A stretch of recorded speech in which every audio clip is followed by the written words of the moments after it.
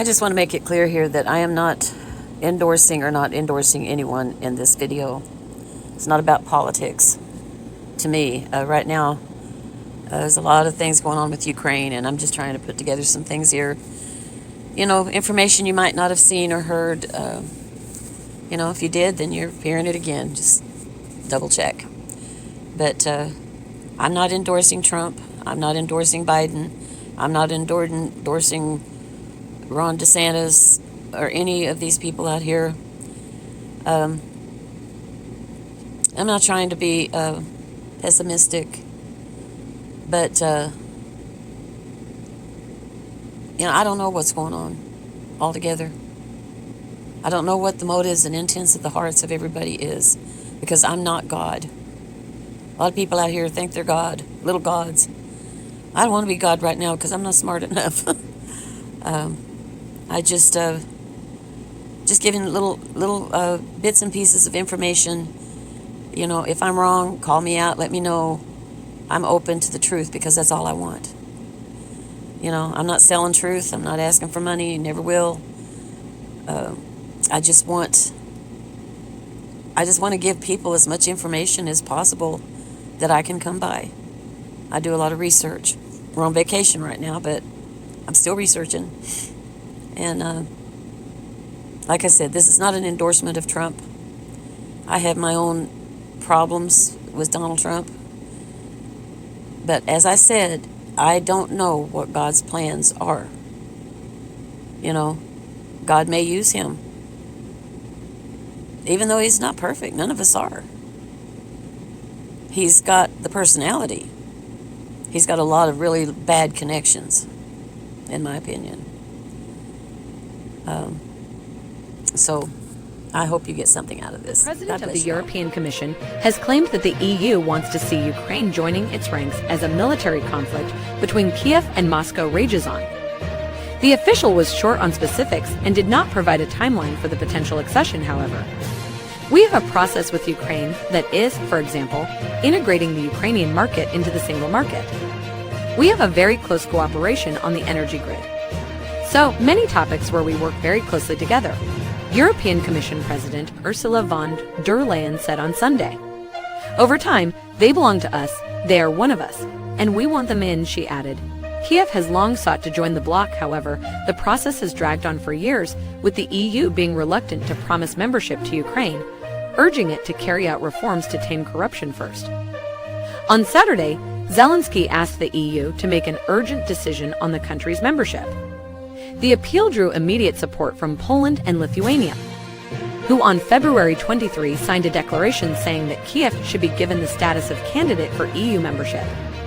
Speaking on the ongoing hostilities in Ukraine, von der Leyen stressed a need for ceasefire, saying that it was important that the Ukrainian side agrees to the peace talks, provided that Kiev is satisfied with the conditions. In general, it is always better to have peace talks than to have a fight, she noted. The EU announced on Sunday that it would finance the purchase and delivery of weapons and equipment to Ukraine. The bloc also banned Russian media outlets RT and Sputnik, accusing them of spreading harmful disinformation. The measures were in addition to the raft of sanctions the bloc has imposed on the Russian economy, its banking sector, as well as on hundreds of officials, including Russian President Vladimir Putin. Speaking about a potential impact of the penalties on the EU itself, von der Leyen admitted that the sanctions might backfire. Things that make you go, The Western academic and post-war paradigm instructs you that it has been almost 80 years since Nazi Germany was supposedly defeated and dusted. Yet look what they seized in Peru last month and bound for Belgium. 50 bricks of cocaine bearing Nazi symbols seized in Peru. June 23rd, or June 6th, 2023. Sorry about that. From the New York Post, 50 bricks of cocaine bearing Nazi symbols seized in Peru, May 26, 2023.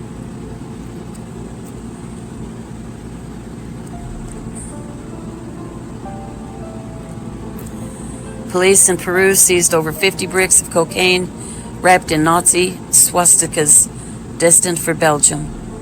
Peruvian National Police. 50 bricks of South American cocaine wrapped in Nazi symbols destined for Belgium were intercepted by law enforcement in Peru, authorities said.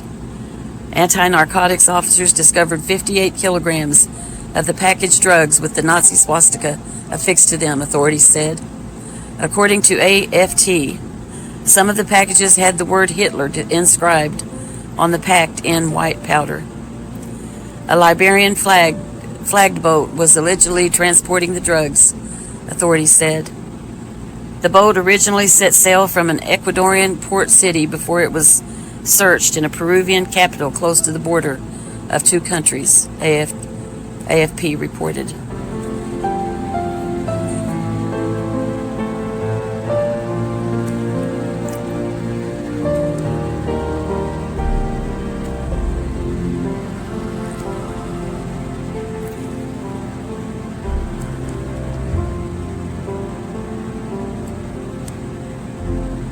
Wow. Peruvian law enforcement did not reveal if any arrests were made. Last year, the country confiscated 22 tons of cocaine. Folks, no one performs or resorts to this level of production quality just to pull a bad joke, unless it is a clandestinely organized and highly lucrative operation, which at very least sends the message as to who the producer and or supplier is. Wow.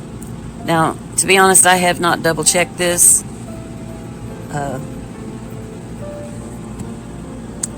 But if you know anything, please let me know. And these are some books that they recommended from there.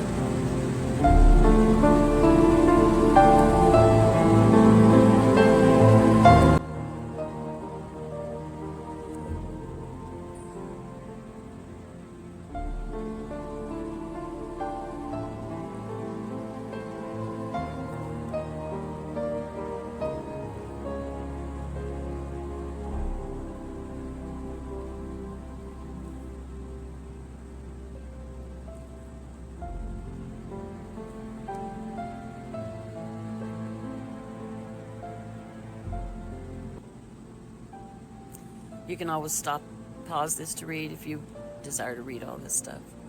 This is just showing the books that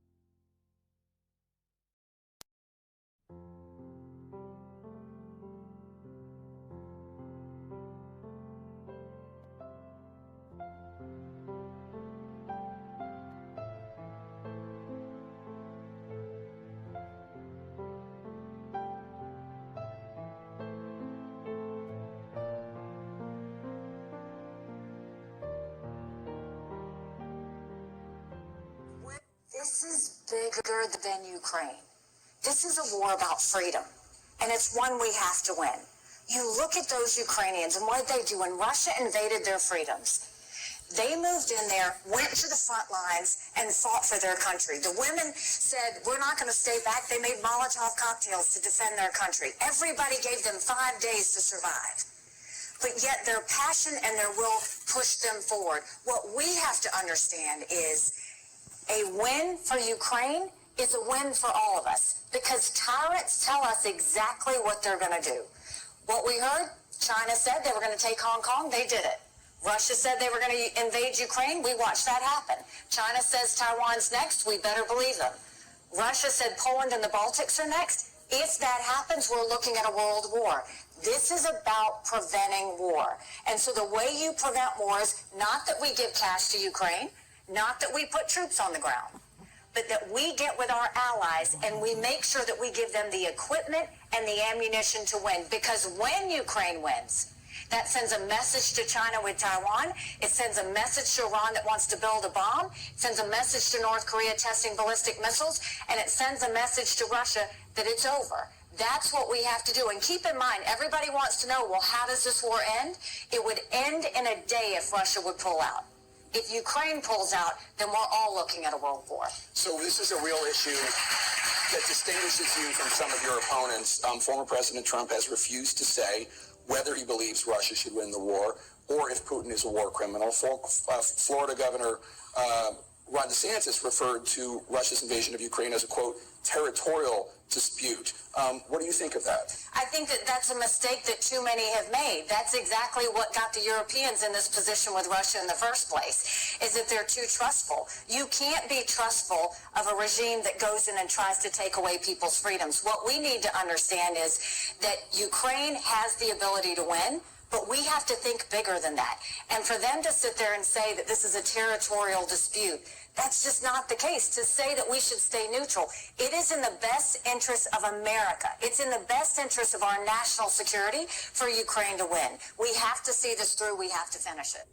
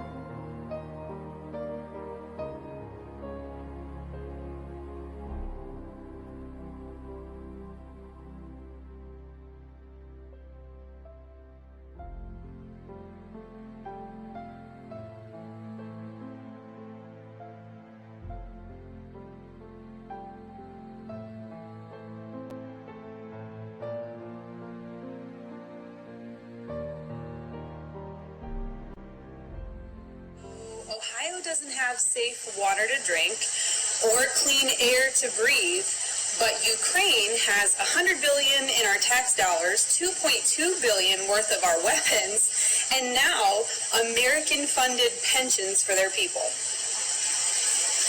Something's wrong here. Anybody? It's a paid informant by the FBI. This has nothing to do with Giuliani. This has nothing to do with the information that he brought forward in 2020. It's totally separate, and it's extremely credible because he's a paid informant. I made some notes after I left the SCIF based on the information, and I'll share that with you guys right now. Basically, what was happening there is back in 2015, 2016, Burisma was looking to buy a U.S.-based oil and gas company. And this came from being advised by Hunter Biden and his partners. Biden said Shokin was corrupt. That was around the time of this meeting, was when Joe Biden, as vice president, had said that the prosecutor Shokin was corrupt. They hired Hunter on the board to make the problems go away. That's what they specifically said.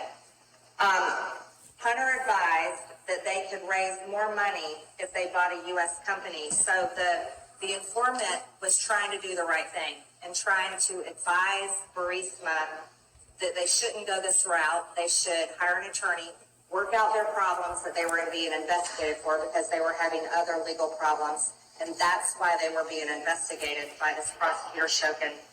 The informant was advising them, don't go this route.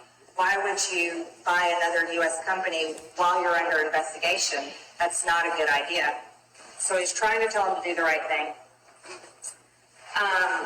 The owner of Burisma said that Hunter was stupid and that his other business partner was smart. He also said that he paid $5 million to one Biden, and he paid $5 million to another Biden. And it was all a bribery to get Shokin fired and end the investigation into Burisma. He also told the informant this is common practice in Russia and Ukraine. It's common practice. It's part of business there. That's how their culture works, that they will pay bribery money in order to get business deals done. And that many businesses, they take that into account. They put it in their budget, basically, when they're preparing to buy another company or start another company, that's just normal. And so over in Ukraine, for them to consider hiring Hunter Biden on the board in order to make their problems go away, which was the prosecutor Shokin, who was investigating Burisma for corruption and legal problems. This was definitely illegal for a vice president of the United States and their family members. The informant had asked the owner of Burisma if he was happy that Trump won, and he said no, he was not happy. Remember, he had invested a lot of money into the Bidens to make his problems go away. But he did say that it would take 10 years for all of us to find out the payments made to the Bidens because of how many bank accounts there were. He said at the time there were no direct payments made to the big guy, but in a meeting later, after he had become more upset as things were unfolding, he told the informant that he has two pieces of evidence showing proof of payment to Hunter and specifically Joe Biden. You see, I think what everyone needs to understand is that business owners, at least most smart ones, whether they're good or bad, whether they perform their business in a legal manner or a corrupt manner, they always keep records of their business payments, accounts and receivables. That's how it's done. And this owner of Burisma kept a record, especially of the bribes. And if you're in an industry where you have to pay bribes to get your business deals done, then you always want to keep a record and keep proof of your bribes, because that's how you make sure you get people to follow through on what they're done with. What I read today is again shocking. Just as what I read in the Treasury Department with all the SARS report is shocking. Ladies and gentlemen, we cannot find a Biden family crime without seeing Ukraine. Marjorie Taylor Greene just read the entire paper, so did all the GOP in the House. Impeachment is coming, and then removal, and then prosecution, and prison time. Not for leading in the opposition party like Trump is, but on some real crimes, on some real bad things. International money laundering. Bidens are criminals. This is from the New York Post. The Hunter Biden laptop story was published by the Post on October 17, 2020. The Biden campaign organized the letter that the Hunter Biden laptop story was Russian disinformation. The letter alleged that the New York Post story has all the earmarks of a Russian information operation. The letter was used by candidate Joe Biden during the October 22nd debate against President Donald Trump to deflect accusations about his involvement in his family's international influence peddling operation, which has garnered millions of dollars from China and Ukraine while he was vice president.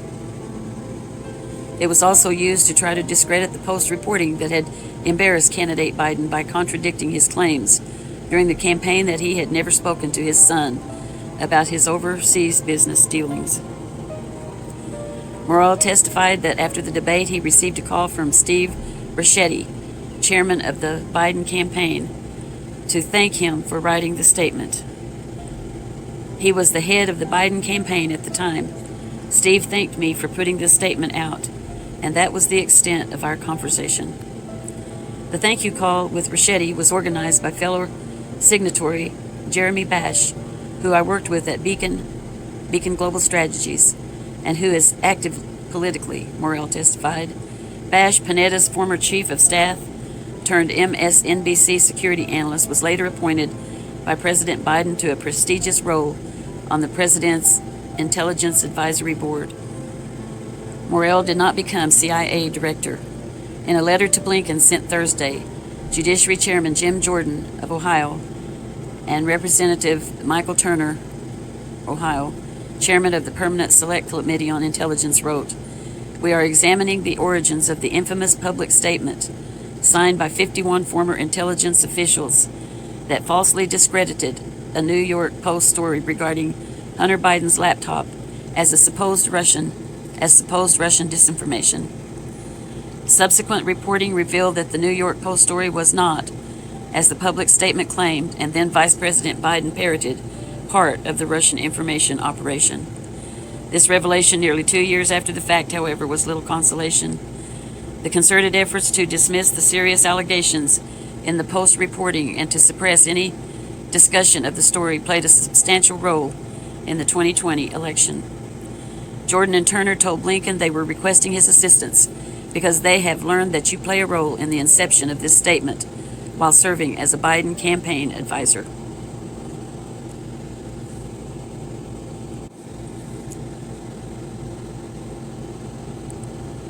It is apparent that the Biden campaign played an active role in the origins of the public statement, which had the effect of helping to suppress the Hunter Biden story and preventing Americans, citizens, from making fully. The concerted effort to minimize and suppress public dissemination of the serious allegations about the Biden family was a grave disservice to all American citizens' informed participation in our democracy.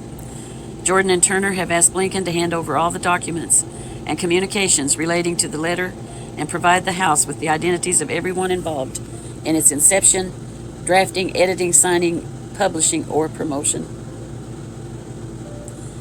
Never forget that Hunter Biden had child porn on his laptop, and Bill Barr covered it up to help his father steal the 2020 election. Okay. I covered the faces of these children, but there's 4 little prepubescent girls sitting all around Hunter's naked body.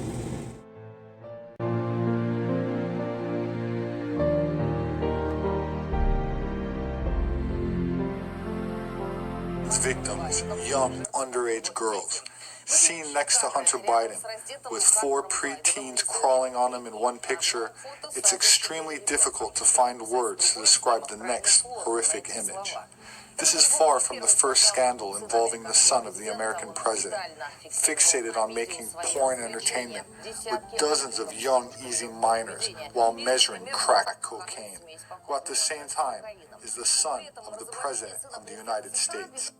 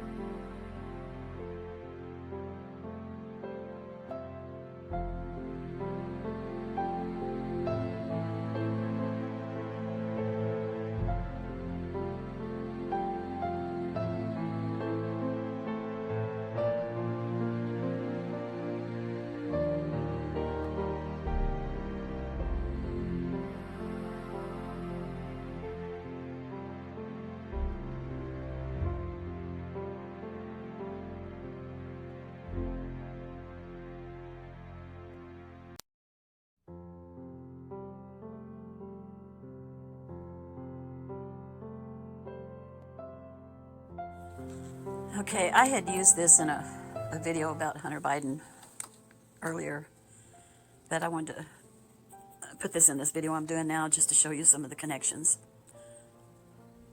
Election 2020, this is from pjmedia.com. Hunter Biden email reportedly names Kamala Harris, others, as key contacts for joint venture with China Energy Company. There's a worried-looking Kamala, huh? She's up to this in her eyeballs. The emails purported to be Hunter Biden's on that abandoned laptop have been verified by one recipient, and they're spectacularly damning, according to Tony Bobulinski, a former business partner of Hunter Biden. Another email begs for answers from Joe Biden's vice presidential running mate, Senator Kamala Harris. A list of key domestic contacts for a joint venture involving Jim and Hunter Biden and now bankrupt CEFC China Energy Company included former Vice President Joe Biden's current running mate, Senator Kamala Harris, among other prominent Democrats, Fox News has learned. I don't trust Fox News much more than I do any of the rest of them, so this is not a matter of pushing Fox News because they're owned just like everybody else. But the emails are real. So, and with one subject line, Phase 1 Domestic Contacts, Projects, and dated May 15, 2017, Biden's brother, Jim Biden, shared a list of domestic contacts for Phase 1 target projects. The email is related to the laptop or hard drive purportedly belonging to Hunter Biden, the former vice president's son. Jim Biden is the Democratic nominee's brother. It's a shame the media won't stir itself to cover this, or if they do, they'll spin it faster than a NutriBullet. It looks for all the world like the whole Biden family trades on Joe's long and mediocre career in politics, with Hunter as the tip of the lucrative spear. And they don't care at all about who they trade with, including the communist oligarchy that rules China. Here is the actual email, and I'm going to read that as well. Mr. Bobulinski is one of the copied recipients, along with Hunter Biden and 2 others. The Biden camp has not responded to it in any way. Joe himself remains under his self-imposed lid until after tonight's final presidential debate, which will be moderated by a journalist with long-standing Democratic ties. Harris has yet to hold any sort of press event. The malevolent media have not clamored for one. Senator Harris is specifically named in the email, along with several other prominent Democrats and 1 Republican.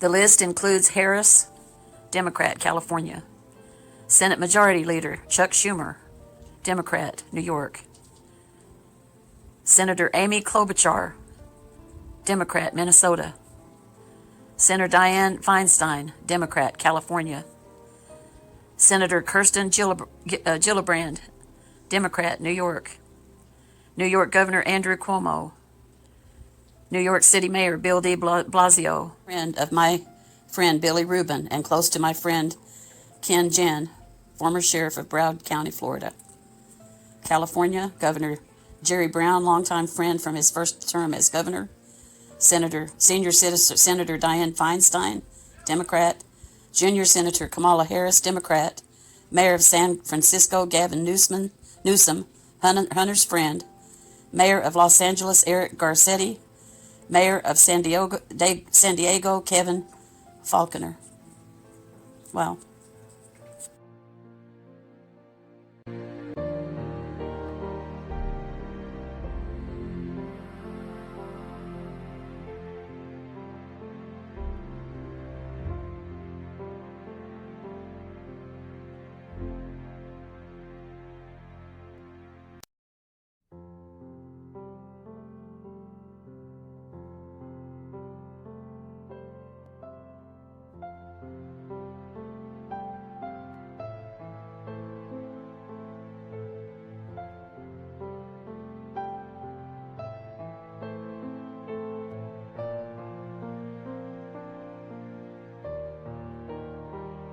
The illegal Russian offensive has been swift, callous, and brutal.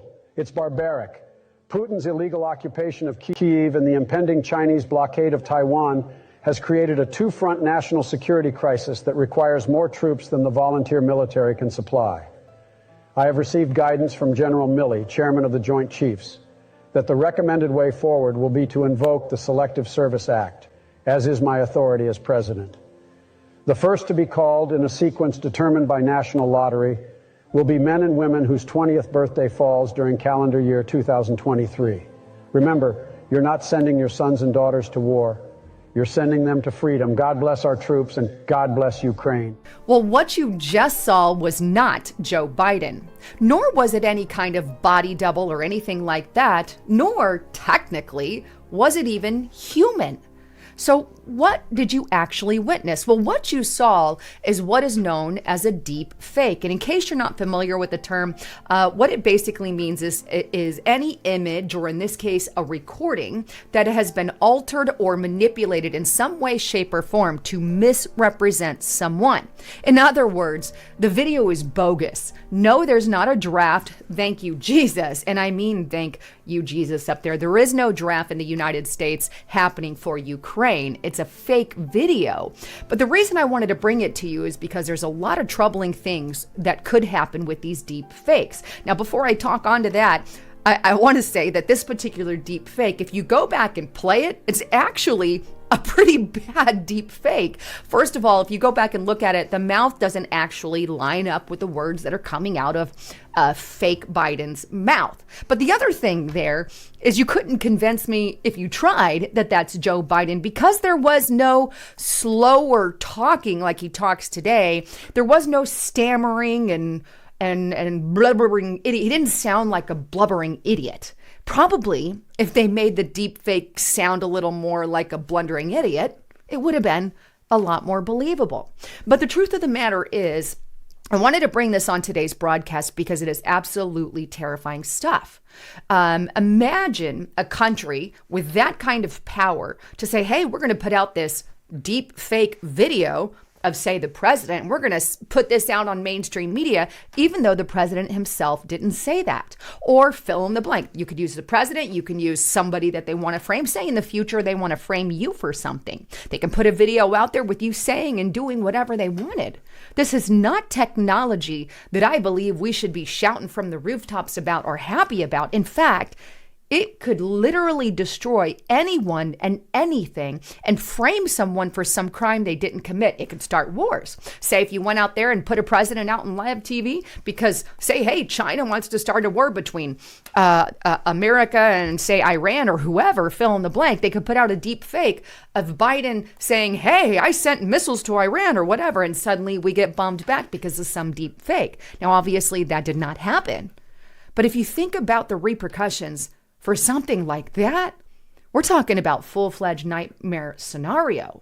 If I had any say in the matter, it would the technology for deep fakes would be completely not allowed.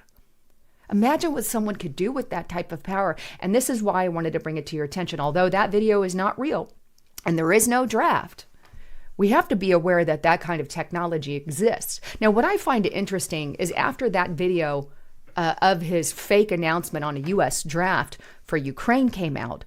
And what I find interesting is around that same time or shortly thereafter, Zelensky came out kind of asking for just that. Take a look at this article on gatewaypundit.com, and here it is. Zelensky, U.S. will have to send sons and daughters to war for him.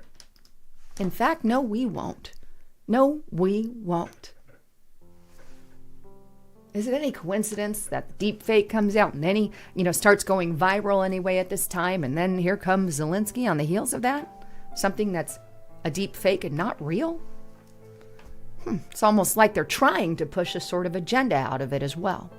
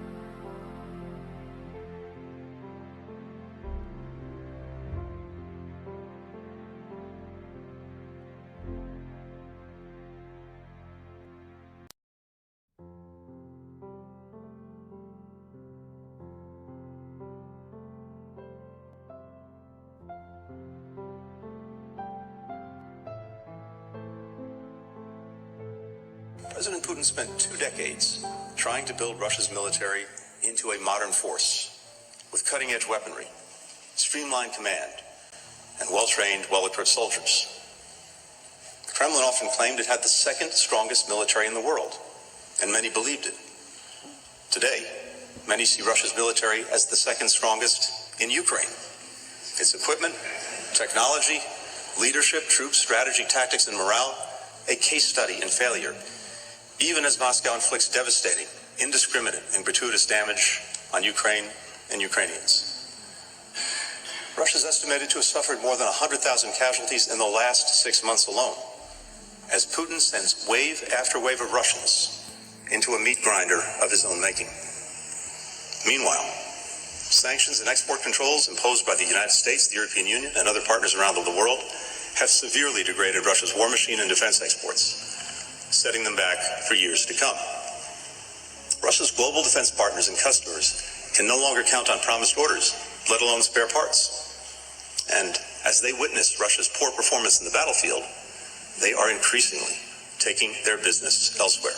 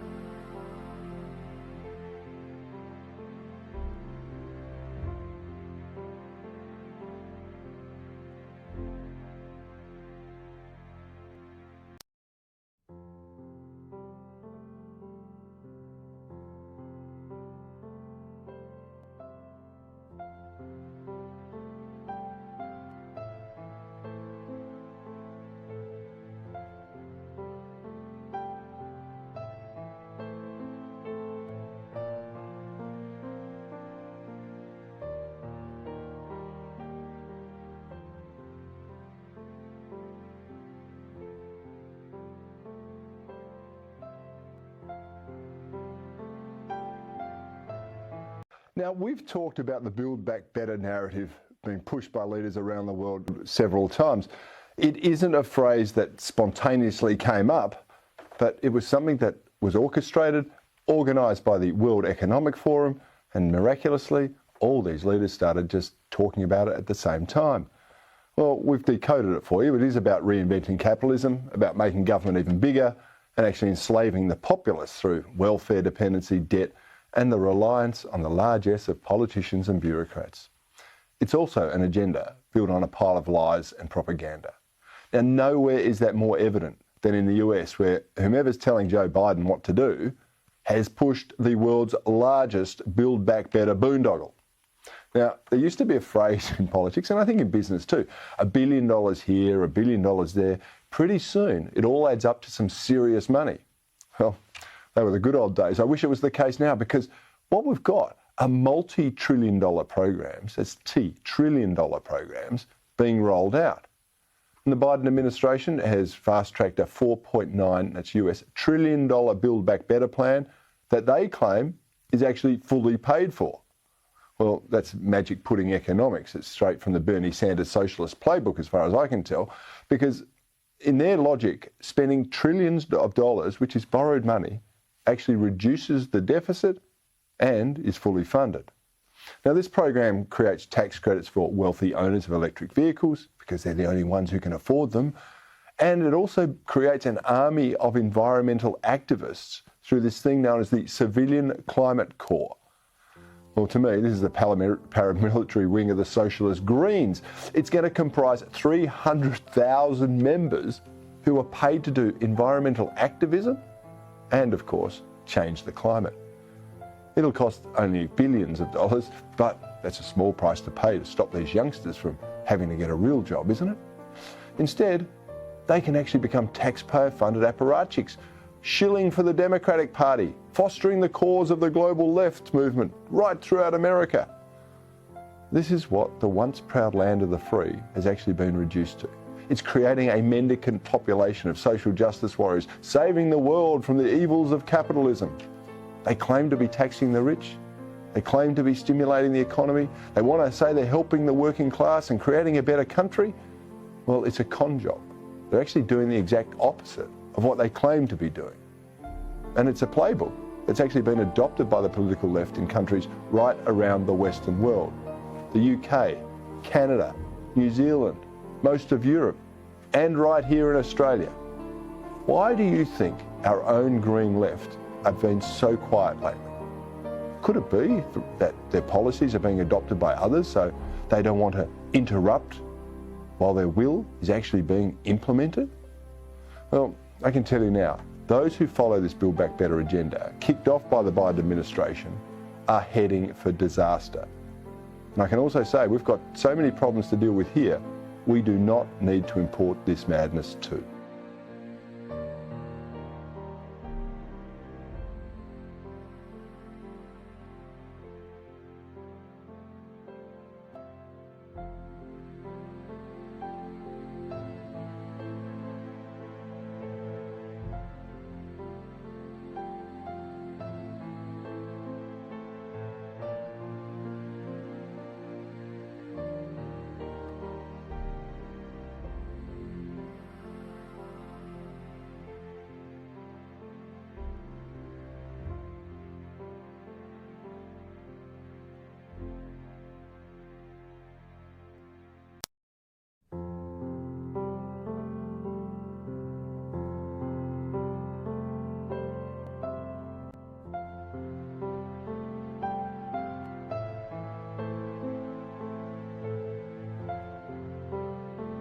Starting with the financial budget support that the European Union is giving 18 billion during this year, 1.5 billion per month. We're listening to the President of the European Commission, Ursula von der Leyen, who just met with President Obama. She is discussing their conversation largely about the fact that... Met with who? Starting with the financial budget support that the European Union is giving 18 billion during this year, 1.5 billion per month. We're listening to the President of the European Commission, Ursula von der Leyen, who just met with President Obama. She is discussing their conversation largely Met with who? that Met with who?